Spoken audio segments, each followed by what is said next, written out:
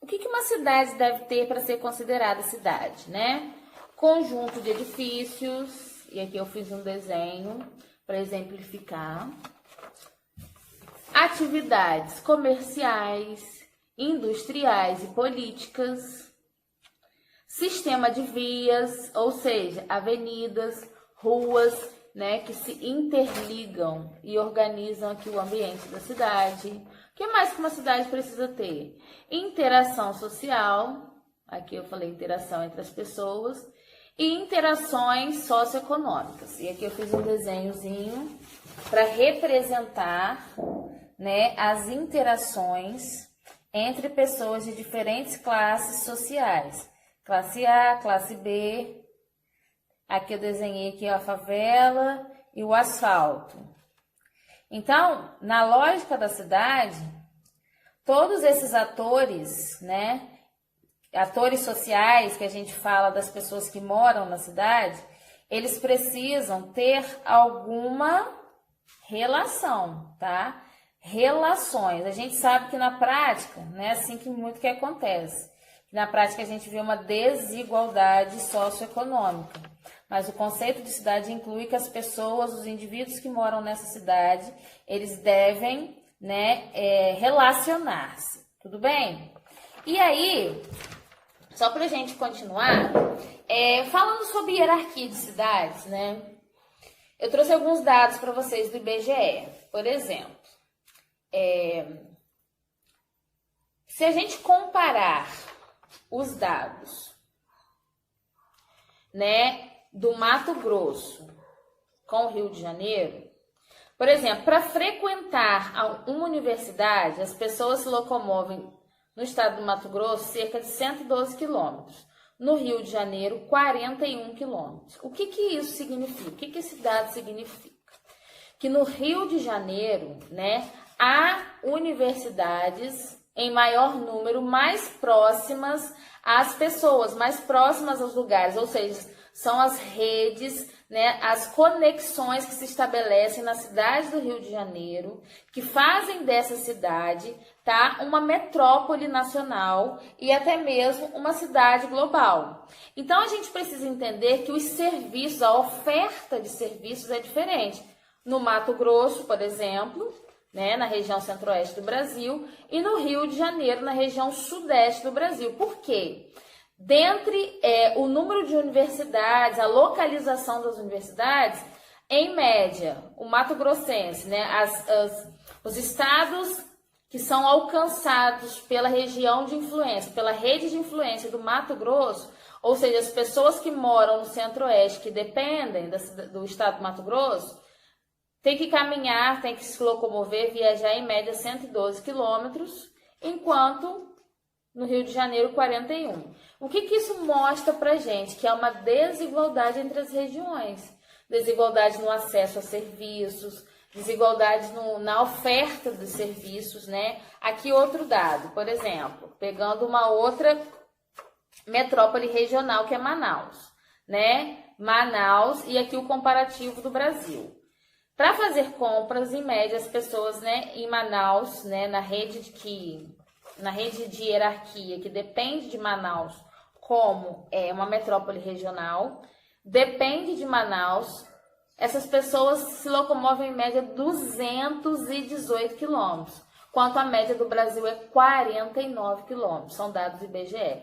O que isso mostra novamente? A oferta de serviços, né, compras aqui no geral. Tá? A oferta de serviços, ela não é bem distribuída. Agora eu vou mostrar para vocês um esquema, tá? Que mostra um pouco da diferença, tá? Eu preparei um esqueminha aqui para vocês conseguirem visualizar um pouco melhor. Vou mostrar aqui já com vista aérea. Vou mostrar daqui a pouco a vocês, para vocês observarem a diferença, tá? Entre as cidades, né, o tamanho das cidades e o que elas oferecem, tudo bem? Antes da gente continuar, eu vou contar uma história para vocês, para a gente poder contextualizar. Eu vou contar uma história é uma história, tá? É um fato, baseado em fatos, tá? Não é uma história inventada. Eu tenho um tio, né, que é casado com a minha tia. Minha tia, irmã da minha mãe, saiu de Campos do Goytacazes, uma cidade média, né, e foi morar na capital, Rio de Janeiro. Foi morar, ela saiu de Campos do Goytacazes, que é uma cidade média. Nós, Campos, somos uma cidade média. Nós somos aqui um centro regional. Então, a minha tia saiu de um centro regional e foi morar numa metrópole nacional, né? Foi morar no Rio de Janeiro, que também é considerado uma cidade global. Então, a minha tia saiu de Campos para ir para o Rio, para quê? Porque ela entendeu que em Campos os serviços eram muito limitados e que ela precisava de condições melhores de vida. Então, ela foi morar no Rio de Janeiro, tá? Foi morar na capital. E aí, chegando na capital, ela conheceu, né, o Magno, que é o esposo dela hoje, né? E aí, o Magno é de Belém, né? Belém, que é a capital do estado do Pará. Então, ele veio lá de Belém do Pará para morar no Rio de Janeiro também. Ele faz parte da Marinha. Então, ele veio de Belém para o Rio de Janeiro.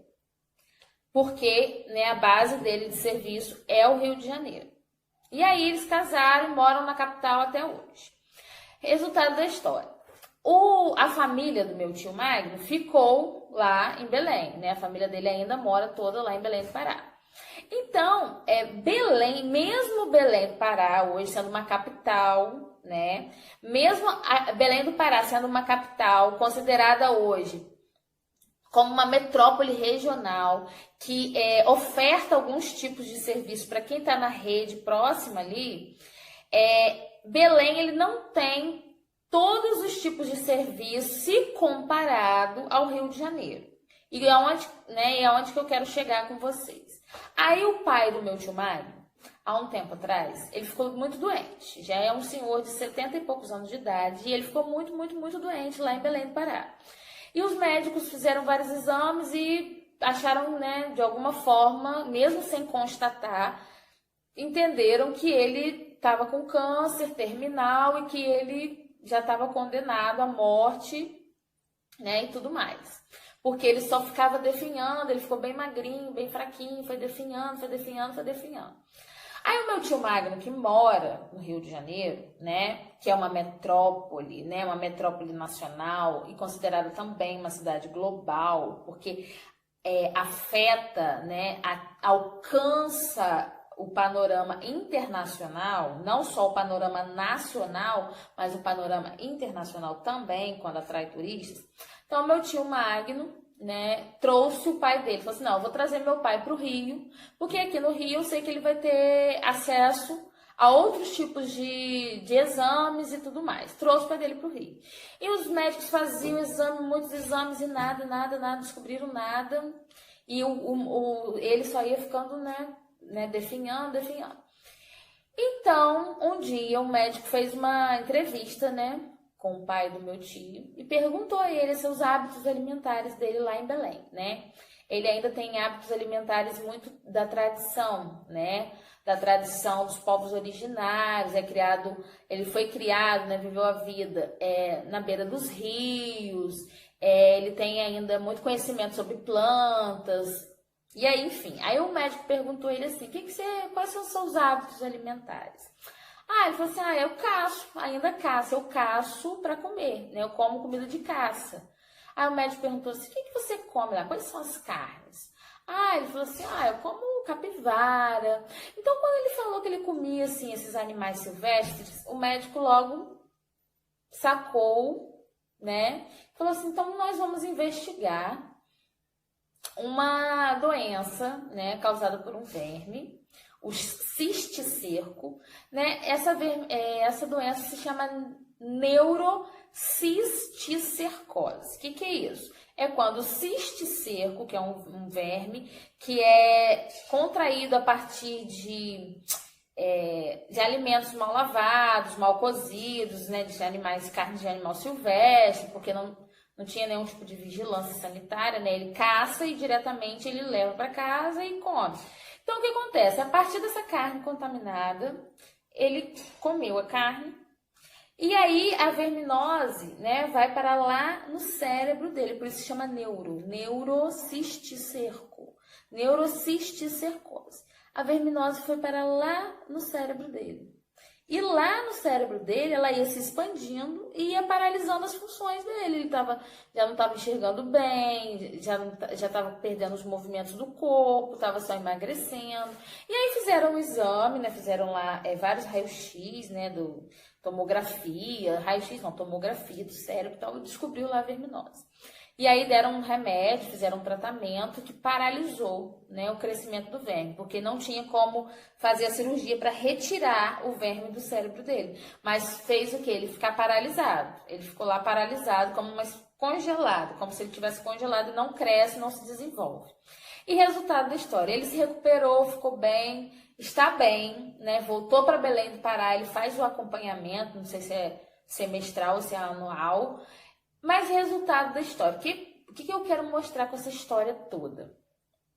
Como os serviços médicos oferecidos na cidade do Rio de Janeiro, que é uma metrópole nacional e também uma cidade global, como que esses serviços, né, que foram oferecidos aqui no Rio e que não eram oferecidos lá em Belém, né, como que esses serviços eles são diferenciados? Isso mostra a diferenciação que a gente chama de hierarquia urbana. E aí a gente vai ver um pouquinho melhor que eu vou mostrar para vocês aqui no esquema, tudo bem? Uma referência assim de escala, esse pontinho vermelho aqui significa uma cidade pequena, tá?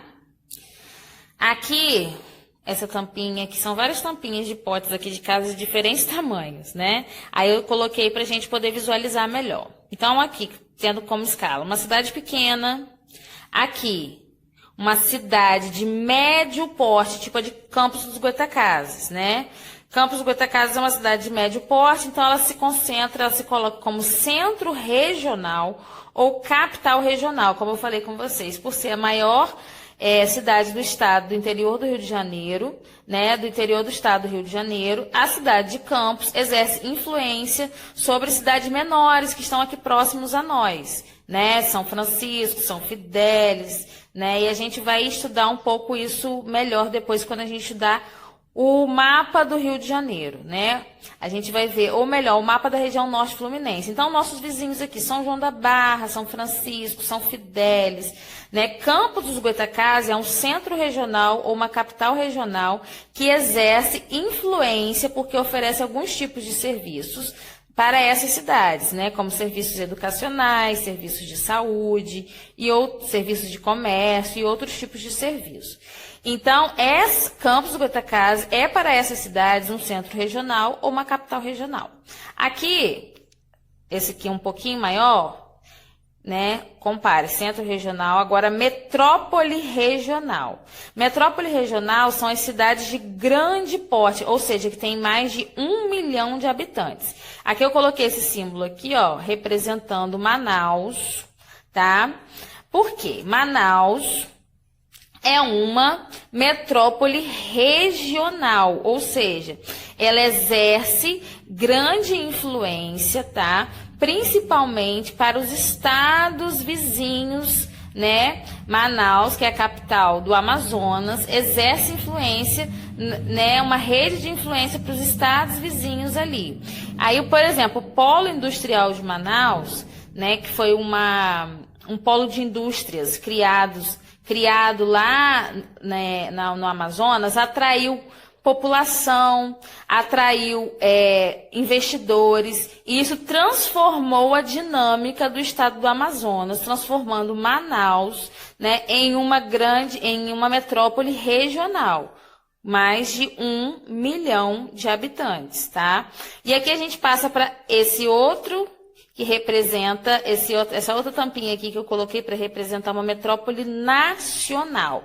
A metrópole nacional, ela vai exercer influência nacional no território, em nosso caso, no território brasileiro. Aqui eu coloquei alguns exemplos de metrópoles nacionais, como Salvador, né, na Bahia, Rio de Janeiro, São Paulo, Recife, né, Distrito Federal. Então, essas metrópoles nacionais, elas exercem influência no âmbito do território nacional, né? Por exemplo, como eu falei com vocês, né, da história anterior, de um moço que morava lá né, em Belém do Pará, e veio até o Rio de Janeiro para ser atendido em um tipo de serviço médico que ele não dispunha ou que ele não tinha acesso lá em Belém. Então a gente vê aí que Rio de Janeiro, né, São Paulo, Bahia, né, São Paulo, Salvador, né, Distrito Federal, essas cidades exercem,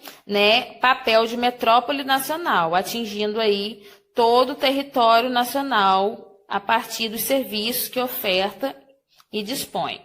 E aqui esse pratão aqui maior que representa cidades globais, ou seja, cidades que alcançam aí a dinâmica internacional. Por exemplo, São Paulo e Rio de Janeiro são as nossas duas cidades globais, né? Porque tanto São Paulo quanto Rio de Janeiro estão conectadas, né, ao sistema de informações, não só de informações globais, mas de serviços globais também, atraindo a atenção não apenas nacional, mas internacionalmente. Então, vamos lá visualizar novamente, pontinho vermelhinho, que eu fiz a caneta, representando uma cidade pequena, cidade média, metrópole regional, metrópole nacional, cidade global. Então, dá para perceber aqui a diferença entre os tamanhos.